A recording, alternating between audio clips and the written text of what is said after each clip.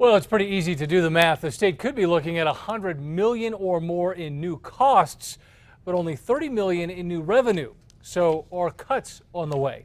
News 13's Alex Goldsmith asked that question around the Roundhouse today. Alex?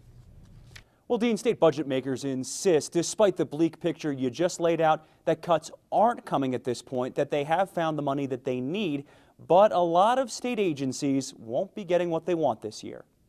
We've got a serious issue. We will be challenged to work with that. The numbers are out and they are not good. Declining oil and gas revenue is hitting the state's pocketbook hard.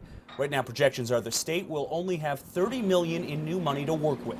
We're not talking about cuts in the budget. Right now, it's just holding the line so that we don't have to cut anything. But with a projected $85 million more needed for Medicaid costs and growing education expenses, the state will have to dig under a lot of couch cushions to break even.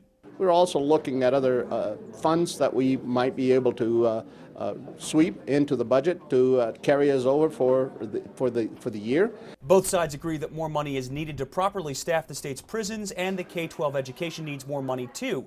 But agencies like state tourism or the courts or state universities, It'll feel pretty tight because of the inability to grow the budget. Most people are not going to be happy with their allocation. The governor's administration says raises for all state workers are off the table, at least in their eyes, although upping starting teacher and state police pay might be doable. We're working very hard to accommodate certain of those increases, yes. With money tight, many Democrats are calling for tapping into the state's $19 billion permanent funds. It would be a prudent and reasonable thing to look at if we could convince other members of the legislature that this is the time. Now, if oil and gas prices remain low, there's a chance that this budget situation could get worse, not better.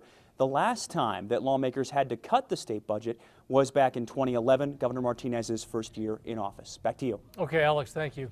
Now, either way, by law, they have to pass a balanced budget. This session wraps up in mid-February. A new